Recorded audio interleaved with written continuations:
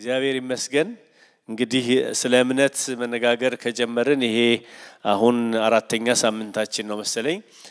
የመጀመሪያውን ፖርሽን ጨረስን እምነት እንዴት እንደሚጀምር እንዴት እንደሚፈጠር እምነት ያልሆኑትን ነገሮች ምንድናቸው መሰናክሉ ምንድነው የሚሉትን አየንና አሁን ደግሞ ሌላ አዲስ ነገር ነው የጀመርነው ባለፈው ሳምንት አሁን ደግሞ ያ እምነት በእግዚአብሔር ቃል የተመሰረተው የተገነባው በውስጣችን ሰምተን አመን ያለው ነገር ደግሞ ፈተና ደግሞ አለው ቴስት ይደረጋል ዝም ብሎ አይደለም ያልፈው እኔ ድሮ አንድ ቦታ ሰራ ነበርና ቃ ፕሮዳክት የሆነ ፕሮዳክት ነው እኔ ስራዬ በጣም ቀላል ስራ ነበር ስራዬ ሰርተው ወደ 5-6 ስቴፕ አለ እኔ ኢንስፔክት ማድረግ ነው ማለት በሌላ አነጋገር ስተት መፈለግ የሚባል ስራ ነበርና ቀላል ነው ስተት መፈለግ አይደል እና የሚገርመው ነገር 5 ስቴፕ ቢሄድም የሆነ ነገር ካገኙበት ተመልሶ ይሄዳል እንደገና ተጨፍልቆ ነው የሚሰራው የሆነ እንትን ይሄ ባስታብ ነበርና እንደገና ደግሞ ይሰሩታል እና የኛም ህይወት እንደዛ ነው እግዚአብሔር ይወስድና የሆነ ሰዓት ላይ ቴስት ይደረጋል በሳት እንደሚፈተን ነው የሚለው ከዛ በኋላ የሆነ የሚያፈስ ምናምን ካለው ኤርሚያስ እንደሚናገረው እንደገና ደግሞ እንደወደደ ይሰራዋል ይላል ጌታ ይሰራል ጭራሽ አይጥልም አይተውም ግን ቴስት ግን ይደረጋል ስለዚህ እግዚአብሔር ጠላት የሚፈትነው ፈተና አለ በራስ ፈቃድ የምንፈተነው ፈተና አለ እንደገና ደግሞ እግዚአብሔር ደግሞ ራሱ ደግሞ ቴስት ያደርጋል እና አብርሃምን ፈትኗቸው ስለነበረ እግዚአብሔር የሚፈቅደው ነገር ነው ብለን ተነጋግረን ነበር ስለዚህ ግን አንድ የደረስንበት ሁኔታ ለምንድነው መከራ በመከራ ምናልፈው ለሚለው የመጀመሪያ ነጥብ የተነጋገርነው ዛሬ ምናልባት አንዳንድ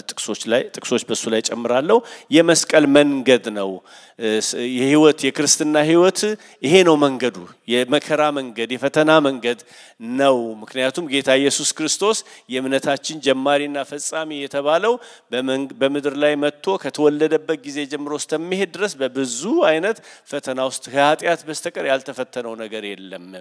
እና የሚገርመው ነገር እኛ አሁን ሳይ ጌታ ኢየሱስ ክርስቶስ ራሱን ባላስተዋወቀበት መልክ ነው ለሰዎችም የምንነግራቸው መሰለ ወንጌል ወይም ደግሞ እኛም የሰማነው የማያስደነግጠው ነገር ያስደነግጠናል የሚያስደነግጠው ነገር አያስደነግጠንም መጽሐፍ ቅዱስ ሲያሞጋግሷችሁ ነው ደንግጡ የሚለው መፍራት ያለባችሁ እሱ አሁን አያስደነግጥም የሚያስደነግጠው የሰደቡ ቀን ነው ድንብር ግን እሱ አልነበረም ማስደንገጥ እሱ እንደውም በቃ ትክክለኛ መንገድ ላይ ነው ማለት ነው ማለት አገልግለ መተ ሰርተ ምናምን የሆነ ሰዓት ላይ መጥቼ ግልምጥምጥ አድርጌ በቃ ልክ ስምህን ላጠፋው እኮ አሁን የሆነ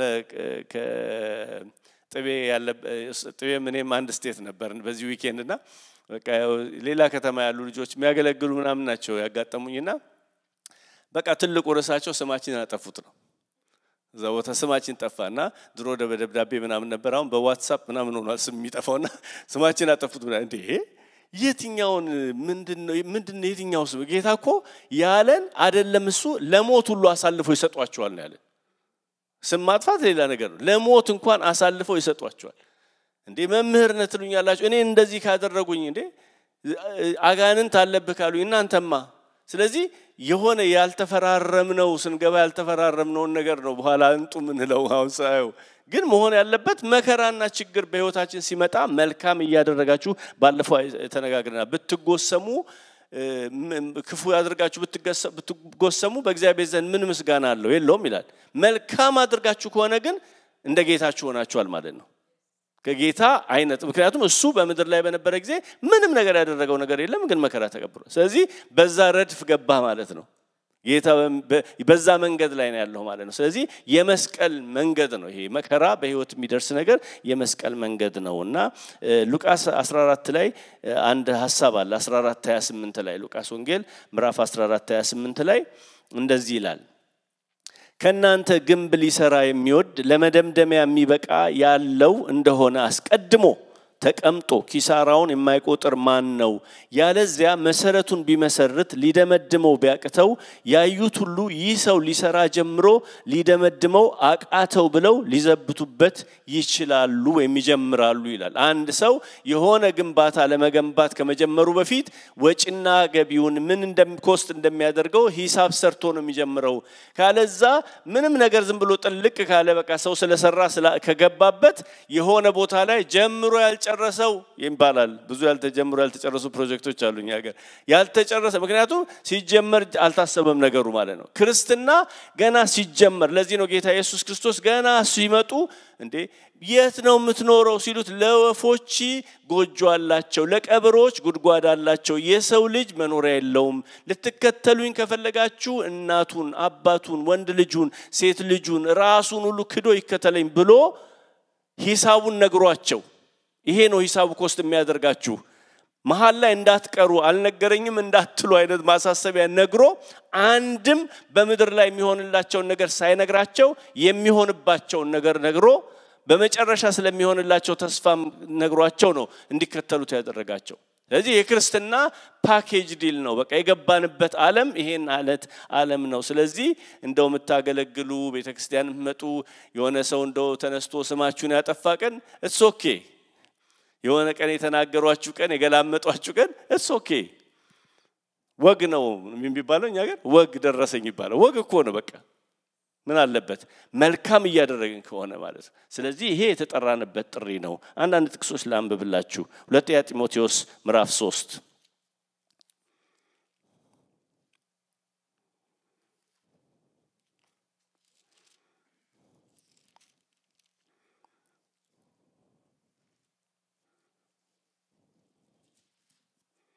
ሁለተኛ ጢሞቴዎስ ምዕራፍ 3 ቁጥር 10 ጀምሮ አነባዋለሁ ተቀስቀስ ይላል ጳውሎስ ነው ለጢሞቴዎስ የሚነግረው አንተ ግን ትምህርቴንና አካሄዴን አሳቤን እምነቴን ትግስቴንም ፍቅሬንም መጽናቴንም እንድትከታተል ብሎ የሚሰጠው አሳይመንት ማለት ነው የሚከታተላቸው ነገሮች ደስ ይላሉ አይደል ትምህርት መከተል አካሄዱን ስታይሉን መከተል ቀላል ነገር ነው እምነቴን ትግስቴን ፍቅሬን መጽናቴንና ቀጥሎ ደግሞ ስደቴን መከራዬን ተከተል ይለዋል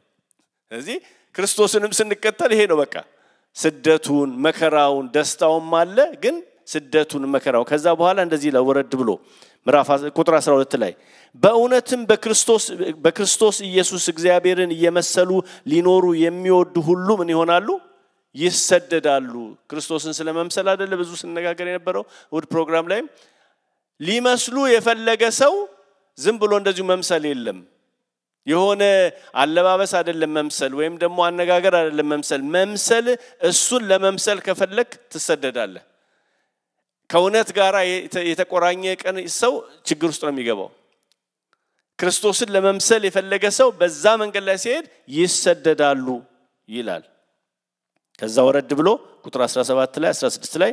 የእግዚአብሔር ሰው ስለ እግዚአብሔር ቃል ነው የሚለው ፍጹምና ለበጎ ስራ ሁሉ የተዘጋጀ ለዚህ ነገር የሚያዘጋጅ ደግሞ የእግዚአብሔር ቃል ነው ብሎ ስለዛ ነገር ይነገራል ስለዚህ መከራና ችግር ያለ ነው ብሎ ነው ጳውሎስ ጢሞቴዎስን የሚያስተዋውቀው ማለት ነው ሌላው ሮሜ 8 ላይ እንደዚህ ይላል የእግዚአብሔር 8:16 ላይ የእግዚአብሔር ልጆች መሆናችንን ያ መንፈስ ራሱ ከመንፈሳችን ጋር ይመሰክራል ልጆች ከሆነን ወራሾች ነን ማለት የእግዚአብሔር ወራሾች ነን ቀጥሎ ስሙት ይሄንን አብረንም ደግሞ እንድንከብር አብረን መከራ ብንቀበል ከክርስቶስ ጋር አብረን ወራሾች ነን መከራ መቀበሉን ብቻ አትዩት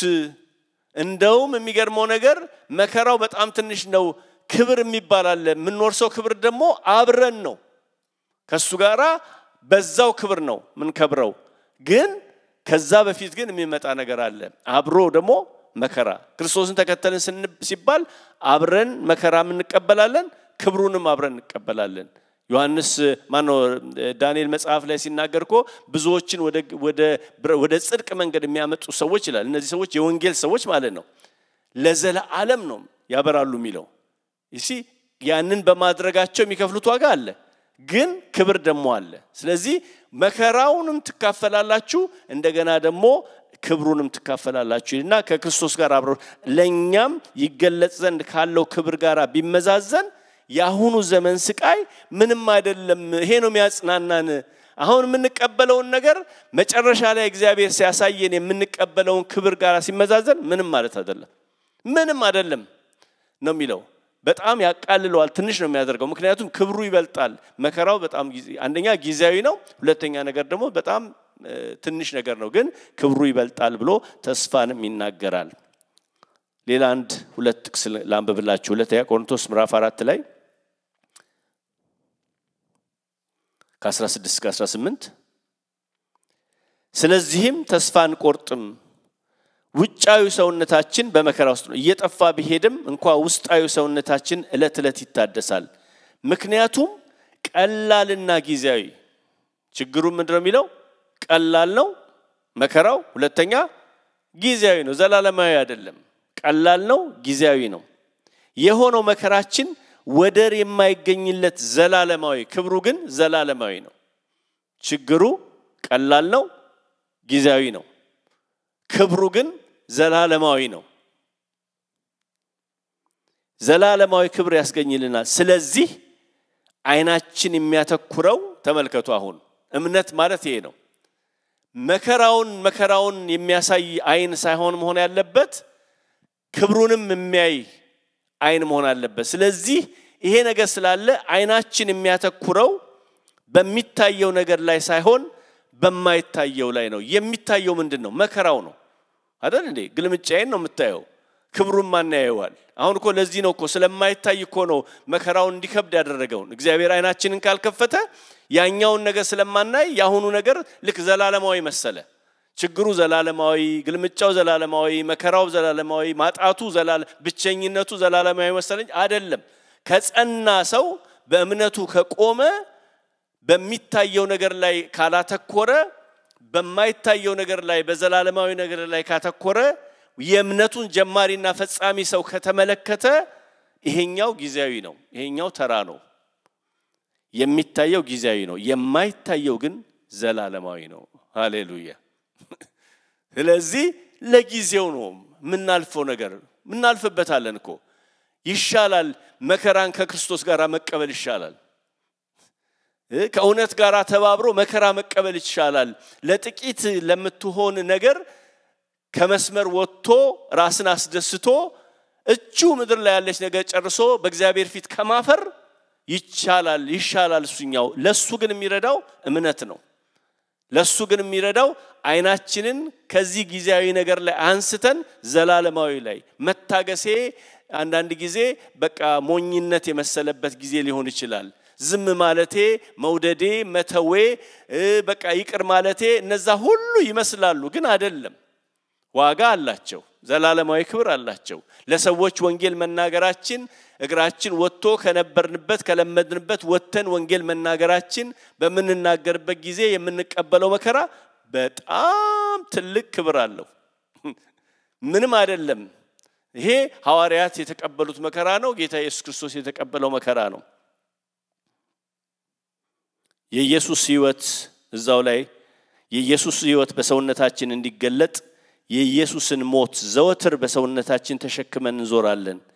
የኢየሱስ ሕይወት ሟች በሆነው ስጋችን እንዲገለጥ እኛ ሕያዋንን ይሆንን ሁሉ ጊዜ ስለ ኢየሱስ ለሞት አልፈን እንሰጣለን ይሄ ጥሪ ነው የሆነ ጥሪያችን እስታባልነት አይደለም የሆነ አባል መሆን አይደለም ጥሪው መጨረሻው ከሱ ጋራ መከራ እንቀበላለን በዚህ ሟች በሆነው ስጋችን ክርስቶስ ኢየሱስን እናሳያለን እንዴት ነው የምናሳየው በመከራ ውስጥ በመታገስ የሱም ባህሪ በመወረስ ሰዎች ያንን ሲያዩ የሚያስለቅሰው አንተን ካላስለቀሰ ጥለሂድ ቤተክርስቲያኑን አገልግሎት የሚያሰኘው ነገር አንተን ካስቆመ በዛ ውስጥ ብዙ ሰው ጊዜ ያተርፋል ማለት ነው ያ ስለ የክርስቶስን ስጋ በዚህ በሟች ስጋ መሸከም ማለት ነው ክርስቶስን ሕያው የሆነውን ጌታ ኦኬ ስለዚህ የምንቀበልበት ምክንያት መከራ የምንቀበልበት ምክንያት አንዱ የመስቀል መንገድ ስለሆነ ነው ሁለተኛ በመጨረሻ መልካም እንዲሆንልን ነው ባለፈው ሳምንት እንዳልኳችሁ ታሪካችን መጨረሻ ነው ስለዚህ መጨረሻ ላይ ሰው መልካም የሚሆንለት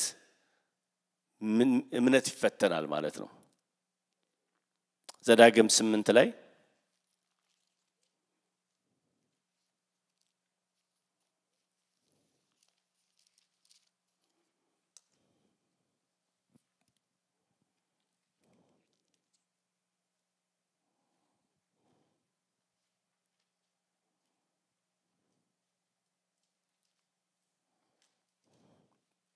አለፍ ብያነበዋለሁ።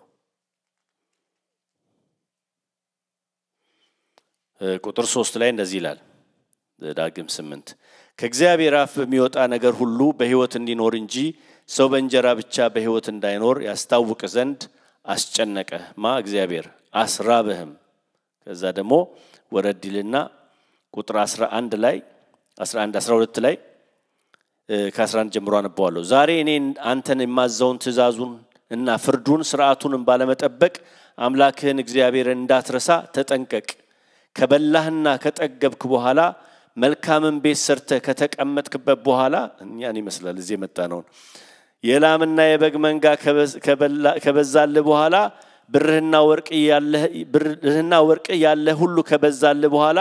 ልብህ እንዳይጓደድ ከግብጽ ምድር ከባርነት ቤት ያወጣህን እባብና ጊንጥ ጥማትም ባለባት ውሃም በሌለባት በታላቂቱና በመታስፈራው ምድረ በዳ የመራህን ከጭንጫ ድንጋይም ውሃን ያወጣልህን በመጨረሻ ዘመን መልካም ያደርግልህ ዘንድ ሊፈትንህ ሊያዋርድህ አባቶች ያላወቁትን መና በምድረ በዳ ያበላህ አምላክህን እግዚአብሔርን እንዳትረሳ በልብህ ጉልበቴ የእጄም ብርታት ይህን ሀብት አመጣልኝ እንዳትል ፈተነህ ይላል። አብልቶ አጠጥቶ ለቪዛ ስንት ጾም ጸሎት እንዳስያዛችሁ አላውቅም። እኔ አንድ ልጅ ከኛ ጋር ሲወጣ ትዝ ይለኛል። ለመጀመሪያ እንትን ኢሚግሬሽን ነበር ሄደው ለኢሚግሬሽን እንትን ጸልዩልን አለ። ጸለይን ትንሽ ቆየና ለእንትን ቀበሌ ነው መጀመሪያ ቀበሌ ነው ጸልዩ አለ። ኢሚግሬሽን ጋር ሲደርስ ጾም ጸሎት አድርጉት አለን። እኛ በቃ ጀመርን ከጸሎት ከዛ ኤምባሲ ልገባ ነው በቃ ለሁለት ቀን ይሁን ጾም ጸሎት እንዲሁ ስንጨነቅ ስንጸልይ ከዛ ወጣ እና እንዲህ ነው ወጣ ነው አይገርም። መጣን እዚህ ቦታ እንዳለው በላ ጠጣ ቤት ሰራ። ከዛ በኋላ እንዳትረሳ ይፈትን ዘንድ የሆነ ነገር አመጣ ማለት ነው እግዚአብሔር። ለምን አምኗል አላመነም? እግዚአብሔር ያደረገልን አንደኛ ጢሞቴዎስ ምዕራፍ 6 ላይ ስለ ባለጠጎች ጳውሎስ ሲናገር ባለጠግነትን ተቃውሞ ሳይሆን ባለጠጎችን ግን መከራቸው አለ። ለምን በገንዘባቸው እንዳይኩራሩ እግዚአብሔር ሲሰጣቸው አለ ገንዘቡን ሲሰጥ አንደኛ እንዲደሰቱ ነው አለ። ሁለተኛ ደግሞ ለሌሎች ሰዎችም እንዲተርፉ ነው። ግን ያንን እንዳይረሱና በገንዘባቸው እንዳይታበዩ አስታውሳቸው አለ። እግዚአብሔር ያደረገልንን ነገር ካደረገ በኋላ እጄ ያመጣችሁ እንዳትል ያንን ለማስታወስ የሆነ አንዳንድ ጊዜ የሚያመጣው ነገር አለ። ሀምብል የሚያደርገን ነገር ስለናንተ አላቅም እኔ አልቻልም። ጌታ እንደው የሆነ አንዳንድ ጊዜ ነካ ምናምን የሚያደርጉ ነገሮች ባያመጣልኝ አልቻልም። 3 ቀን ደና በሆነ እንደው ጸሎቱ ምኑ እንትን ቢባል በቃ እኔ ትምህርት ቤት ይያለው ትዝ ይለኛል አስተማሪው ሲነግረን ለብሬክ ስትሄዱ እንኳን አይደለም ቤተክርስቲያን ውስጥ ያሉ ሰዎች ፓስተሩ ራሱ ባክስላይድ ያደረገ ይመስላችኋል አለ። ምክንያቱም በመንፈሳዊ ነገር በጣም እንግዲህ እግዚአብሔር ቃል ምንማረው ስንማ ስለምንከርም ስትመጡ ሁሉ ነገር በቃ ሁሉ ሰው ይካደ ነው ይመስላችኋል። ክዶ ሳይሆን እናንተ በጣም ስለዚህ እግዚአብሔር ምን ያደርጋል አንዳንድ ጊዜ ትንሽ የሆነ ነገር ይልክና እና እነዚህ ሰዎች በራሳቸው ተመክተው ስለነበረ እጃ መጣችልኝ የሚል ነገር ስለነበረ ፈተናው መጣ። ስለዚህ እዚህ ቦታ ላይ በመጨረሻ መልካም እንዲሆንልን እንዲሁ እንዳጨርስ ታቢዮ ከመንገድ እንዳይወጣ ሰው እግዚአብሔር የሚያመጣው ነገር አለ። በመጨረሻ መልካም እንዲሆንልህ አንተን ትሁት ለማድረግና ለመፈተን ይላል። አባቶች ፈጽሞ የማያውቁትን መና በምድረ በዳ በላ። እንግሊዘኛው so that your pride might be broken and your hearts tested for your good in the end ይላል። እዚህ እግዚአብሔር ቴስት ያደርገዋል። ለምን ፕራይድ ስለማይወድ ለራሳችን ነው መንገድ ስለሚያስቀር ማለት ነው። ከዘላለም ነገር ስለሚያጣላ ይሄ ትቢት እግዚአብሔር ያመጣና ፈተና ያደርጋል። ለምን በመጨረሻ መልካም እንዲሆንልን እንድንጨርስ ይፈልጋል ጌታ። ሶስተኛ ትእዛዞቹን መጠበቅ አለመጠበቃችንን ለማወቅ እግዚአብሔር የሰጠንን ነገር የተናገረንን ነገር እንጠብቃሉ አይጠብቁም ለማወቅ ፈተና ይፈትናል ማለት ነው። ዘዳግም እዛው 8:2 ላይ አምላክ እግዚአብሔር ትእዛዞቹን መጠበቅህንና በልብህ ያለውን ለማወቅ ነው የሚለው። ስለዚህ የነገረ ነገር ልክ እነዛ የዘሩ ምሳሌ ላይ እንደሰማነው አንዳንዶቹ ልክ ሲነገር አሜን ብሎ ይቀበላሉ ይላል ያ አሜን ግን ለኔና አጠገባችን ላለው ሰው ነው እንጂ ደስ የሚያሰኘው ወይም ደግሞ ለሚሰብከው ሰውዬ አሜን በሉ ስለሚሉ እግዚአብሔር ግን አሜንን ሳይሆን የሚቀበለው ለሱ አሜን የሚለውን ቃል የሚያቀው ስናደርገው ነው ሲሆን ነው ነገሩ በስራ ሲገለጥ ነው ስለዚህ ትእዛዜን ይጠብቃል አይጠብቅም ፈተና ይመጣል ማለት ነው መስበክ ቀላል ነው አሁን እኔ የተናገርኩት እኔ እንኳን ኦልሞስት እናንተ እንድታደርጉት ትእዛዝ ማዘዝ ነው ቀላል እኮ ነው መስበክ ግን ማድረግ ሌላ ታሪክ ነው ስለዚህ እግዚአብሔር እኔን አሁን የሚያምነኝ እዚህ ቦታ ላይ በተከታታይ ትምህርት ስላስተማርኩ እንዶ ጥሩ ስላጠናው ሳይሆን ያደርገዋል አያደርገውም ልክ አንድ እንትን ወደ ጌታዬ ወደ ሰውዬ ህንድ ሰው ነበር አሁን በቅርቡ ወደ ጌታ ሄደ አፖሎጀቲክስ ነውና በጣም የሚገርም ሰውዬው ነው ታቁታላችሁ በጣም ያስተምር ነው በጣም እና አንድ ቦታ ሄዶ አስተምሬ ሲጨርስ አለ የሆነ ሴትዮ መጣችና ፓስተሩን እንዴት ነበር አልኩት አለ የሆነ ሴትዮ መጣችና ምን አለችኝ አለ አይ ወንደር ቤቱ እንዴት እንደሆነ ይሄ ሰውዬ ትዳሩ ላይ አለችኛል ምክንያቱም በጣም she was impressed ግን ይሄ ነገር እዛም ይኖር አለች ብላ ነው ቤቱም እንደዛ ይሆነው ብላ ጠየቀችኝ አለ ምክንያቱም መጠበቅ አለ መጠበቁን ለማወቅ እግዚአብሔር ሁሉ ቦታ ላይ የሚመለከተው ስለዚህ እኛ መጠበቅ አለ መጠበቃችንን ለማወቅ እነዚህን ሰዎች ቴስት እንዳደረገ እግዚአብሔር ቴስት ያደርጋል ማለት ነው መዝሙር 32 ላይ በጣም ወደው ቃል አለ 32:8 ላይ አስተምርሃለሁ በመትሄድበት መንገድ መራሃለሁ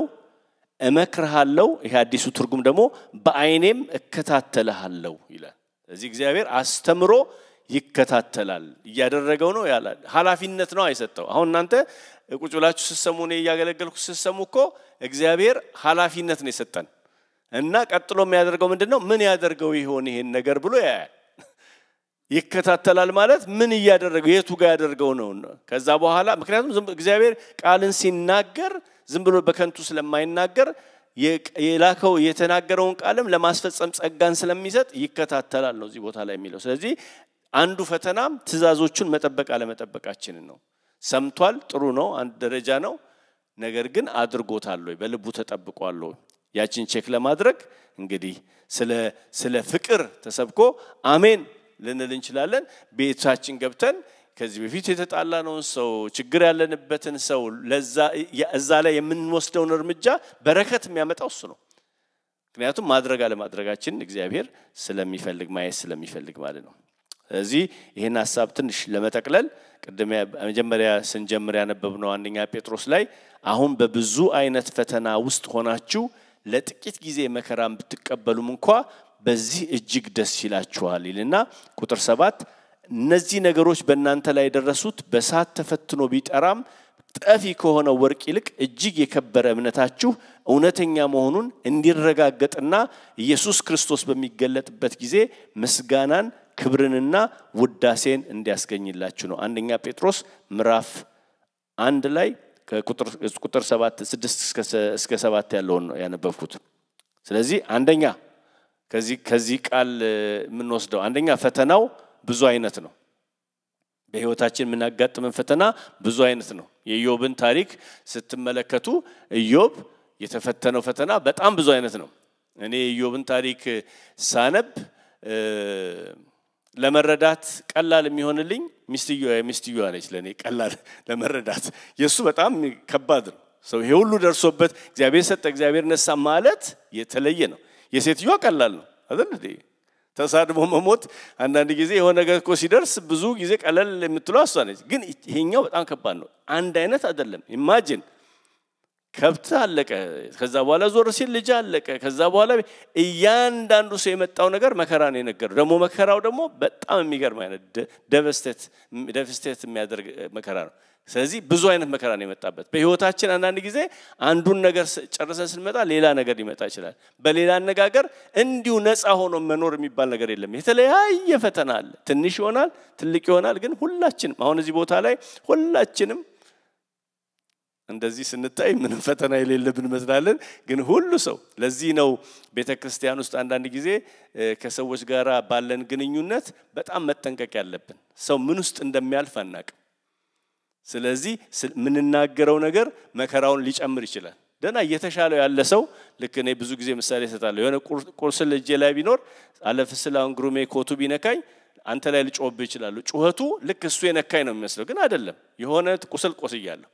ሰው ሁሉ የተለያየ ፔን ውስጥ ነው ያለው ለዚህ ነው ሰዎችን ስናነጋግር ስናወራ ምን ስንል በዛ መልክ ካልሆነ በስተቀር የበለጠ አባብሰንበት ልንሄድ ይችላል ደና ሊሻለው የጀመረ ሰው ሊባባስ ይችላል ምክንያቱም ፈተና ውስጥ ነው ሰው ያለው ግን የሚያወጣ ነገር ጸሎታችን ያወጣል ምክራችን ያወጣል ፈገግታችን ያወጣል ከዛው ሰዎች እንዲወጡ ያደርጋል ግን ብዙ አይነት ፈተና አለ በህይወት ማለት ነው እኛ የሚያጋጥመን ሌሎችም ላይ የሚያጋጥም ምክንያቱም ለምንድነው ፈተናው እውነተኛ መሆኑና ለመሆኑን ለማረጋገጥ ነው ስልክ ወርቅ የሚፈተነው ነው አይደለም እንደሚባለው እምነትህም አምነሃል አላመንክም የሚለው ነገር ለማረጋገጥ ነው እግዚአብሔር ለመጉዳት አይደለም ቼክ ያደርጋል ጥሩነቱ ካልሆነ በሱ ፊት መጨረሻ ላይ በፍርድ ወንበር ፊት ሆነን ከምን ሰማያንን ነገር ዛሬ በመድር ላይ ያለ ማስተካከል ያለብን ነገር እናስተካክላለን ማለት ነው ሌላው ጊዜው ለጥቂት ጊዜ ነው ጊዜያዊ ነው እንጂ ቋሚ አይደለም መከራው ቋሚ አይደለም ሁሉ ጊዜ የሚሆን ነገር አይደለም የአብርሃምን ታሪክ ስታነቡ ረጅም ጊዜ ነው በጣም ረጅም ነው መከራ ማን ነው የሚቋረጥ ነገር አይመስልም ነገር ግን እግዚአብሔር ግን በተናገረው ሰዓት መጥቶ ነበር ስለዚህ ጊዜያዊ ነው የትኛው ውጤቱ ምንድነው በመጠበቃችን በመታገሳችን ኢየሱስ ክርስቶስ በሚገለጥበት ጊዜ ምስጋናን ክብርን ውዳሴን ያስገኛል መጨረሻ አውትካሙ ታግሰን መጨረሻው ምድር ሲባል በመድር ላይ ምንም እናገኘው ነገር የለም ኢየሱስ ሲገለጥ ነው ስለዚህ ውጤቱ ዛሬ የሚሆን አይደለም የሆነ ቀን ከአራት አመት በኋላ ቤተክርስቲያን ፕሮግራም አዘጋጅታ ሪዋርድ ምናምን መስጠው ነገር አይደለም ይሄ በጌታ ፊት መጨረሻ ላይ የሚሆን ነገር ነው የሚገርመው ነገር አንዳንድ ጊዜ በእግዚአብሔር ፊት የሰራነውን ያደረግነውንና ያላደረግነውን ነገር አናቆም አንዳንዴ በእግዚአብሔር ፊት ደክመንም ሰርተንም ትክክለኛ ነገርም ላይ ሆነን ራሳችን ልንወቅስ እንችላለን ምንም ነገር እንዳልሆነ በህይወታችን ግን በእግዚአብሔር ፊት ስንቀርብ ደግሞ ሌላ ታሪክ ሊሆን ይችላል አንዳንዴ ደግሞ የሰራን የደከመን መስሎን ደግሞ ምንም ፍሬ ላይኖረው ይችላል ስለዚህ ውጤቱ የሚታየው መጨረሻ ላይ ነው ግን ውጤቱ ሲመጣ ግን በእግዚአብሔር ዘንድ ምስጋናን ክብርን ውዳሴን ሰው አይደለም ቤተክርስቲያን አይደለች ራሱ ጌታ ምስጋና ውዳሴና ክብርን ያመጣል ይሄን እውነት የተረዳ ሰው ደግሞ አንድ ነገር ነው የሚያደርገው ዛሬ ባለው መከራ እጅግ ደስ ይለዋል እዚህ ቦታ ላይ ደስ ይበላችሁ የሚለው ለዚህ ነው greatly rejoice በመከራው ስናልፍ ደስታችን በመከራው ሳይሆን በውጤቱ ነው መከራ ምንም አያስደስትም የትኛውም ምንም አይነት ጉንፋንም አያስደስትም እንኳን ሌላ ነገር ግን ውጤቱ ግን ያሰብን ነው እምነት ማለት ለዚህ ነው እምነት የሚያደርገን ነገር ምንድነው አሁን ያለው ነገር ሳይሆን ውጤቱን ያሰብን ግን ደስተኞች እንድንሆን ያደርገናል ማለት ነው ለምናልፍበት መከራ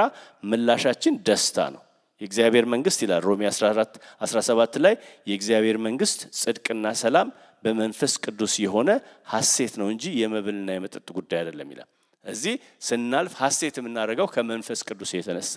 ነው ማለት ነው በውስጣችን ካለው መንፈስ አንደኛ ጴጥሮስ ምዕራፍ 5 ቁጥር 10 ላይ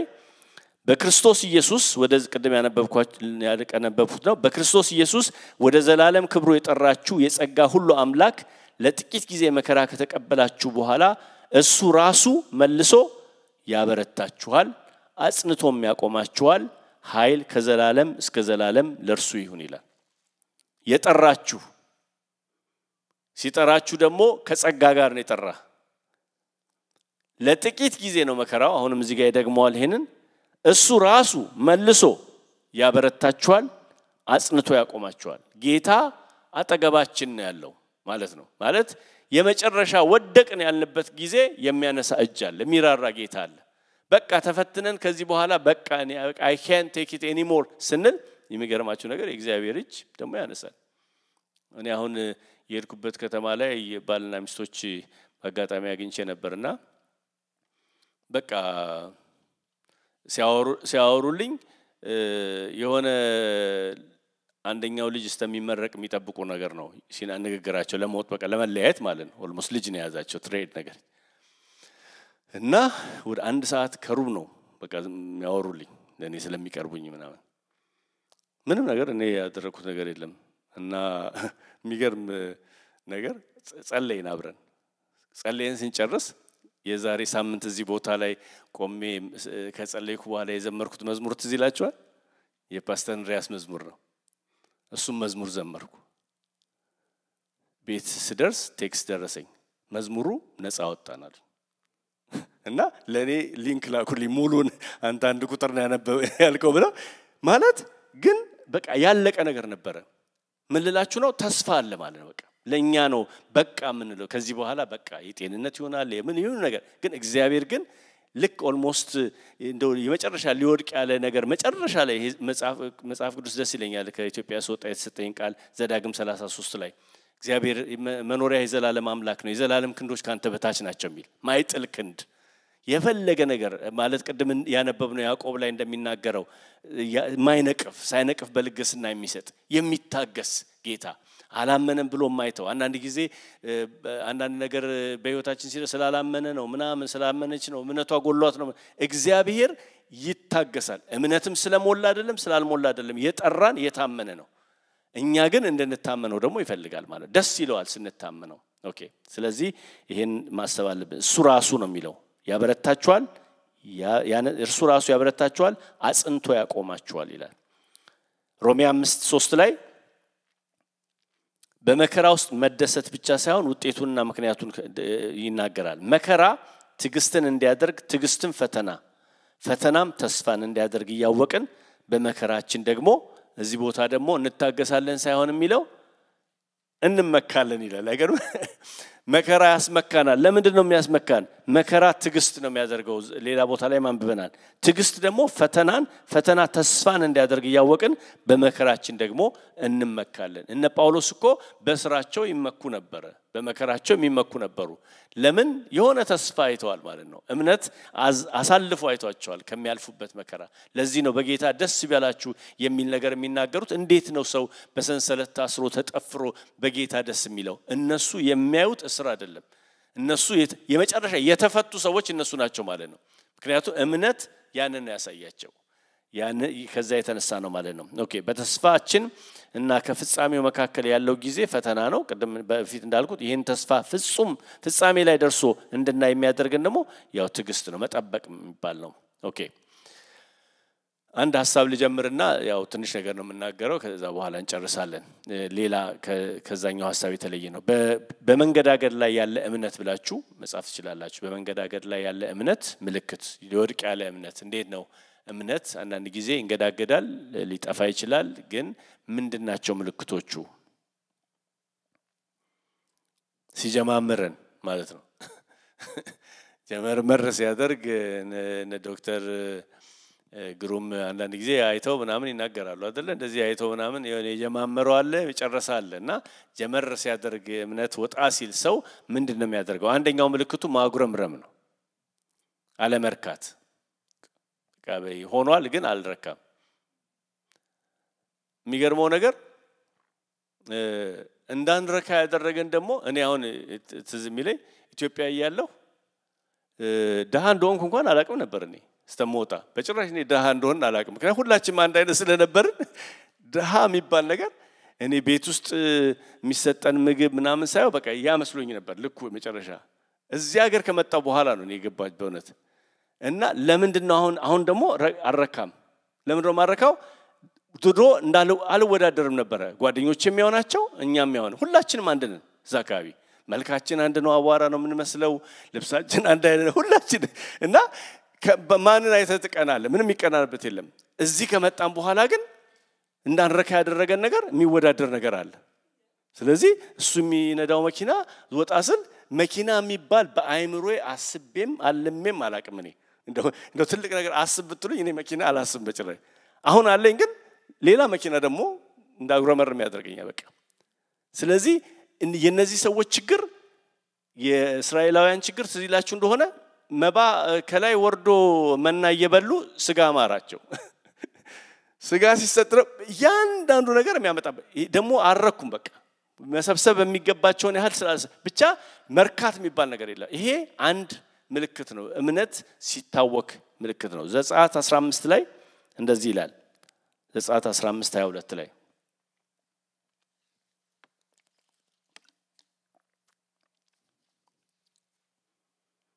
ህዝቡም በሙሴ ላይ በማጉረምረም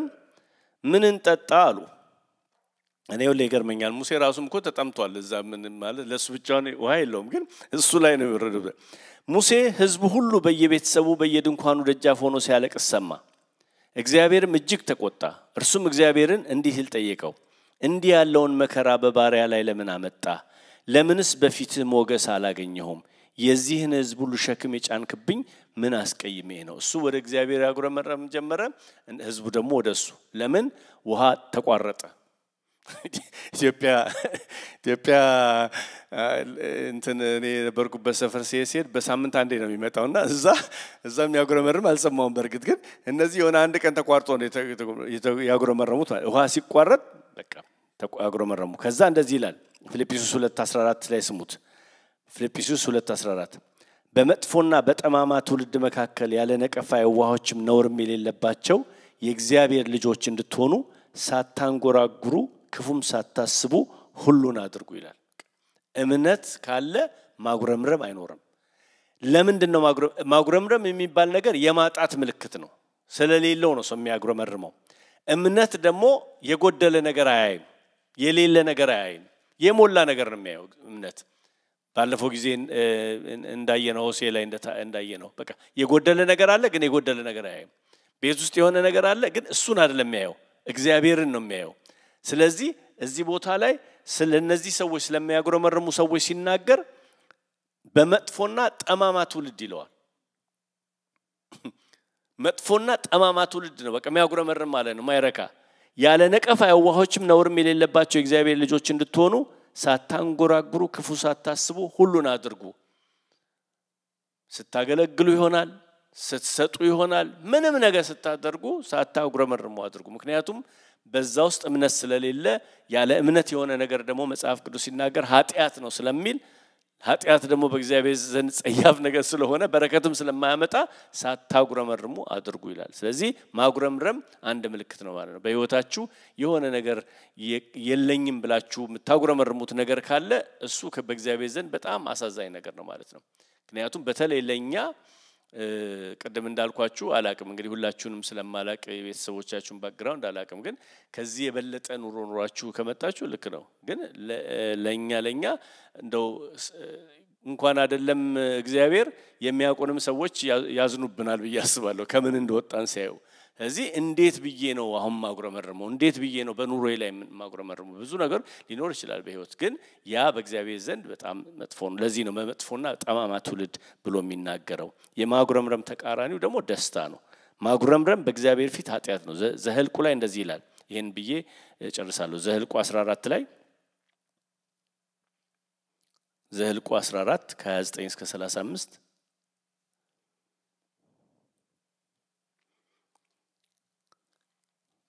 የእስራኤልን ህዝብ በመድረ በዳ ያስቀረ ኃጢአት እሱ ነው በነገራችን ላይ ተስፋ ተሰጥቷቸው ነበር ወደ ተስፋ እንዳይገቡ ያደረጋቸው ሌላ ነገር አይደለም እግዚአብሔር ፕሮሚስ እኮ አለ ማጉረምረም የሚባል ነገር አስቀራቸው ያ ሁሉ ህዝብ በመድረ በዳ እንዲቀር ሆነ እዚህ አደገኛ ነገር ነው ከተስፋ ያስቀራል ማጉረምረም በድኖቻችሁ በዚህ ምድረ በዳ ይወድቃሉ የተቆጠራችሁ ሁሉ እንደ ቁጥራችሁ ከ20 ዓመት ጀምሮ ከዚያም በላይ የሆነ ሁሉ እናንተ ያጉረመረማችሁብኝ እኔ እግዚአብሔር በኔ ላይ በተሰበሰበ በዚህ ክፉ ማህበር ሁሉ ላይ እንዲህ አደርጋለሁ ብዬ ተናገርኩ በዚህ ምድረ በዳ ያልቃሉ በዚያም ይሞታሉ ምን አደረጉ ማመስገን ተው ደስታ ጠፋ ለምን እምነት ስለጠፋ እግዚአብሔር ትናንት ያደረገው ነገር እንደማይደግም አይነት ነገር ሆነ ስለዚህ በዚህ ምድረ በዳ ያልቃሉ በዚያም ይሞታሉ በጣም የሚያስፈራ ነገር እና እግዚአብሔር የሰጠን ተስፋ አለ ሁላችን ተስፋ አለን እዛ ተስፋ ውስጥ ለመግባት የሚረዳው ነገር እምነት ብቻ ነው ማጉረምረም ያስቀራል የእግዚአብሔር ስለተናገረ ነገሩ አይደለም የሚሆነው እኔና እናንተ ተቀብለን ካስተናገር ነው እምነት በነገራችን ላይ እጅ ማለት ነው መቀበያ እጅ ማለት ነው የተዘረጋ እጅ ማለት ነው ካልተቀበልነው የኛ ካላደረግነው ደን በቃ ስለዚህ እዚህ ቦታ ላይ ያንን አይነት ነገር ነው የሚናገራቸው ማለት ነው አንድ ሐሳብ ልጨምር ጊዜ ስላለ በመንገዳገድ ላይ ያለ እምነት ምልክት አንድ ማጉረምረም ነው ሌላው ደግሞ ወደ ቀድሞ ህይወት ለመመለስ መፈለግ ነው ወደ ቀድሞ መመለስ ይፈልጋል